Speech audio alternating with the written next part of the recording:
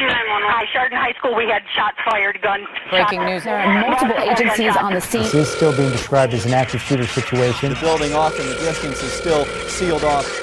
Someone shooting guns in Douglas High School? At what school? Douglas High School in Parkland. Valentine's Day this year was pretty average from the start. It was a long weekend and I really didn't feel like going to school. It was a normal day. It was a pretty normal day.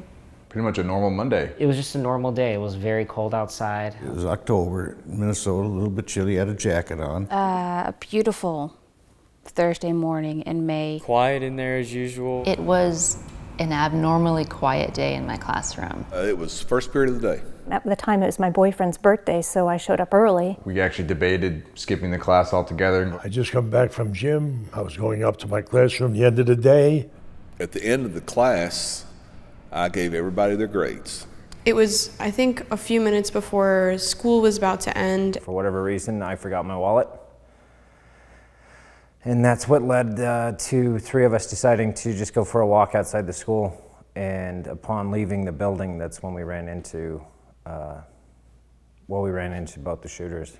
All of a sudden, there's one loud bang. We heard this loud, like, bang, bang, bang. An explosion went off. I figured that somebody had done something really stupid and brought in like firecrackers. And I thought, who is shooting a firecracker in my class? It sounded like firecrackers. Well, to me, like fireworks. It was a .22 handgun, and I knew nothing about .22 handguns until I was shot with Every one. gun they used was a 9mm except for the shotgun. Walther .22 and a Glock 9mm. It was an AR-15. I know now it was a revolver. A .22 rifle. It was a Kel-Tec P11. I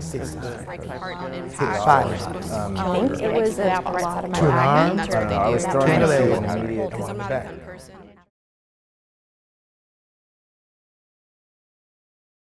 Because it hurt. I didn't know what it was.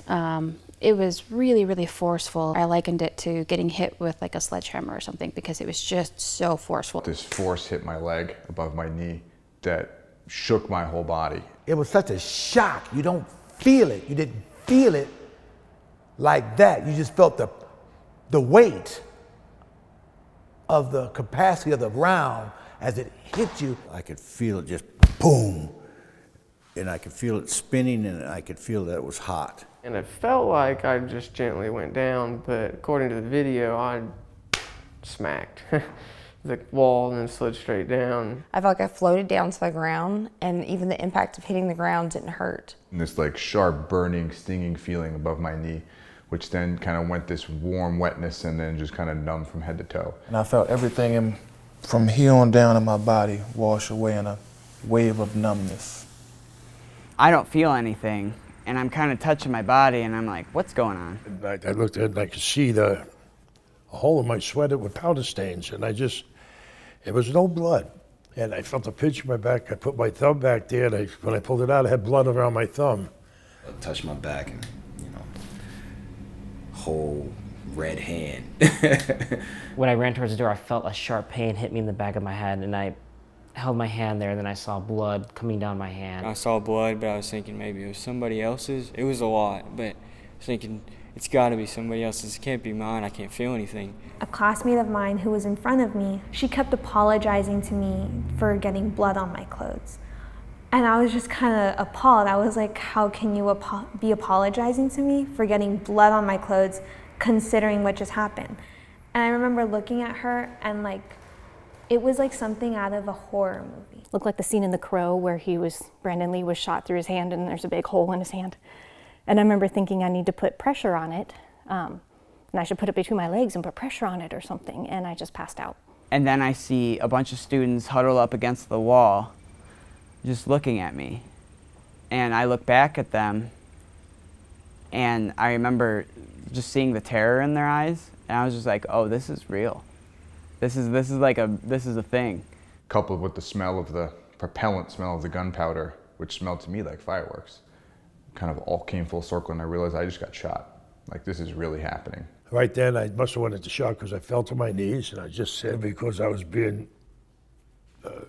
watched by 16 major league clubs, I said, oh, there goes my career. That's what I said. There it goes.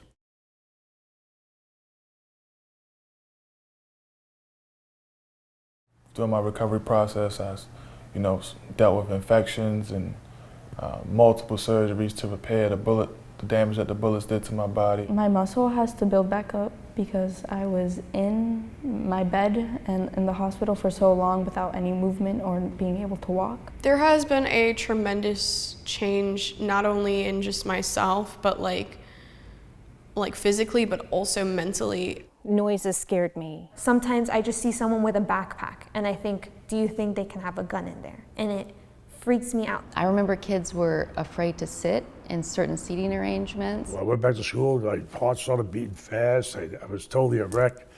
I just ran out of the classroom, went home, and never went back to school. I wanted to get out of there as fast as possible. It wasn't warm, it wasn't home anymore. They weren't friends anymore. It was just intrusive. I was surviving and I was learning how to cope with my new injuries, all while still trying to deal with the death of one of my best friends. I liked playing soccer, and that I knew that wasn't going to be an option anymore. I was in choir, and we did a production where in the spring where we danced and sang, and I could still do that, but I have to do it from a wheelchair. My whole world had just been exploded, basically. We had a lot of media in, which, I mean, they would be camping out on people's front lawns. They would be showing up in our hospitals pretending to be friends and families and doctors. As tragic as all these events are, right, there really is a great aspect of humanity you get to see after that. The community of Paducah built a wheelchair accessible addition onto our home. We had a van donated to us. Everybody pulled together, red ribbons on every tree. It was crazy. I remember leaving the hospital and going home, and we took a quick tour around Chardon because it was like we're all just staring out the windows, just mesmerized. The day the incident occurred will never leave my mind, and it always becomes worse on the 5th of October, of the day that it happened, and any type of school shooting. The major one that really affected me big time was Columbine.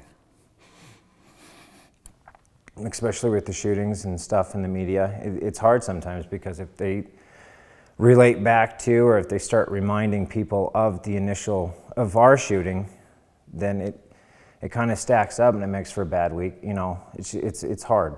You can never just go back and just shove it in the back and say, I'm over it, I'm done, I'd like to move on, because it just, something like that keeps happening again.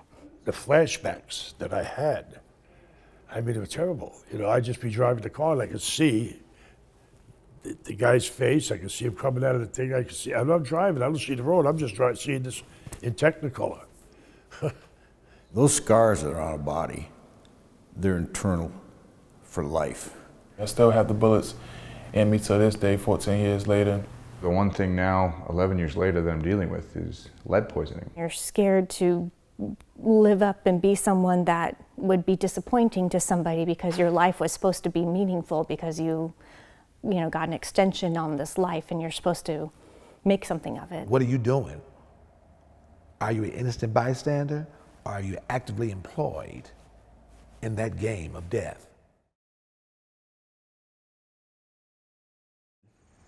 If I had any advice for a school shooting survivor or a future school shooting survivor, surround yourself with your friends and family. You just have to tell yourself it's going to be okay, and look at those positives and what you still have. Stand up for yourself. Take some time. Tell them, no, I'm not ready for this. No, I'm not ready to go back to school. No, I'm not ready to leave the house today, because I want to sit on the couch and eat popcorn and be in my pajamas and not have to deal with people. Don't let your pride get in the way of admitting things are overwhelming. There's this mass shooting survivor Facebook group that's now up to almost 900 people that were started by a victim of Columbine and a victim of Virginia Tech. All these new people come in asking for advice, and we just give it to them. Find some peace with yourself in any responsibility you may have had. Don't necessarily be too harsh or hold any grudge towards the people that, you know, did this to you. It's a cycle, you know, and I hope that my example will be used to break that cycle. I think the survivors, they need to tell their stories on how they feel about their experience. Us folks we're a part of a club that we didn't want to join.